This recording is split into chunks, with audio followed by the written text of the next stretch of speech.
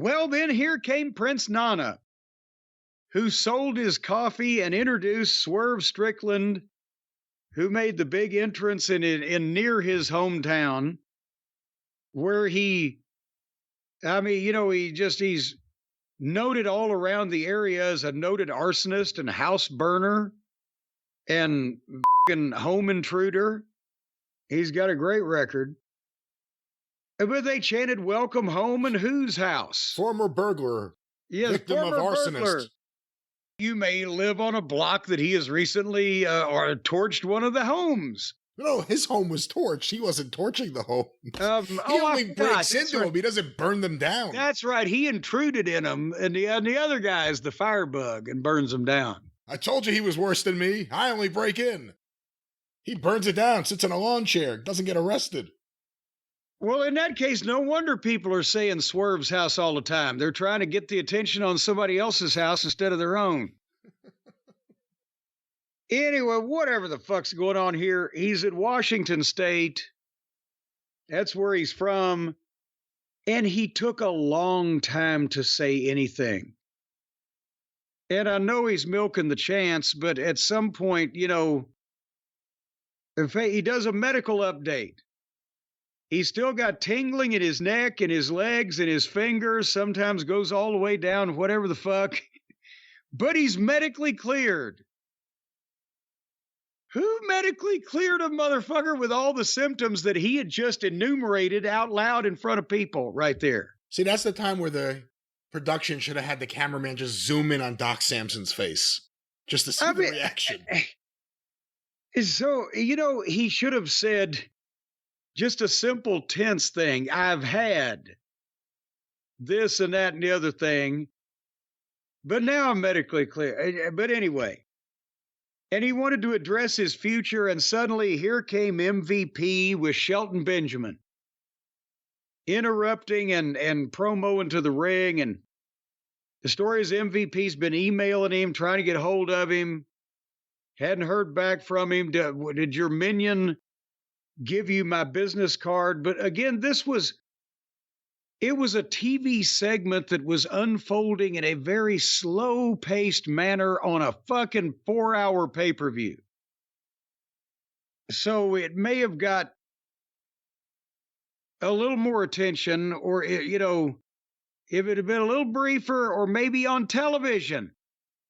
Because again, they're doing an interview angle thing on on pay-per-view instead of in front of the wide audience.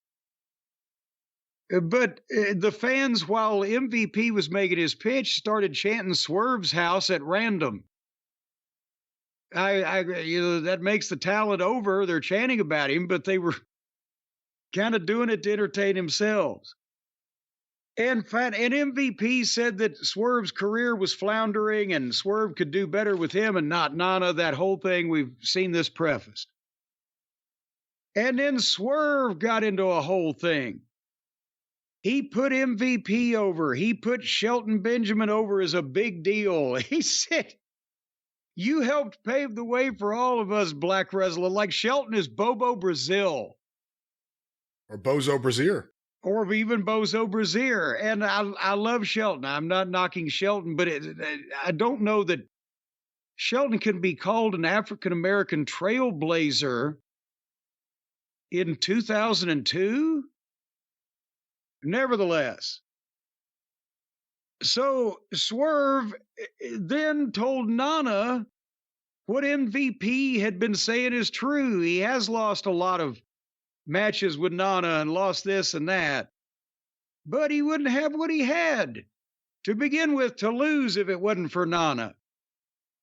But MVP, you and I could do great things together. And Nana, there's a lot of things about you that irk me.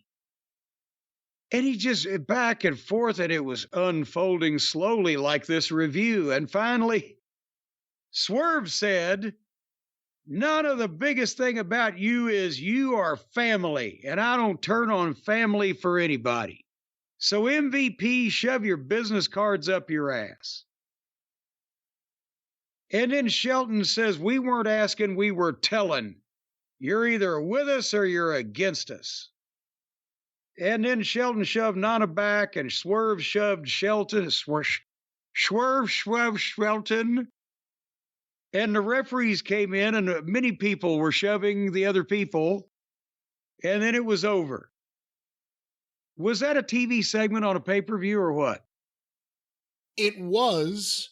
However, with that said, it was one of my favorite things on the pay-per-view. I so far like the way MVP and Shelton have been carrying themselves there, and they look like stars in that ring. Is that a smaller ring? Is that a WCW size ring? Oh, yeah. Yeah, it's an 18-foot ring. I'm pretty goddamn sure. I'm willing to be corrected if somebody's taking a tape measure to it. I mean, again, we'll see where they go with this, but Shelton, to me, looks like a star in there. He looks like he's a big guy. He stands out more than he did in WWE. Yeah.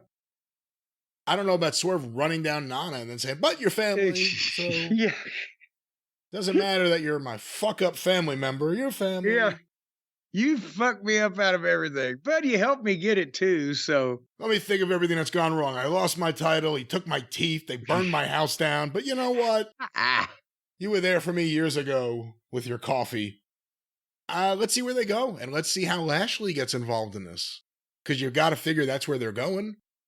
You have to figure that's where they're going. Again, and already, I think Swerve needs some friends because the way they've portrayed Nana is that I don't think anybody thinks he's going to whip MVP, and Shelton and Swerve. If Lashley comes in, who's Swerve's friend or accomplice or help or whatever? No, legit, MVP is probably the baddest guy in that entire locker room. Like like legit in the legit world right now.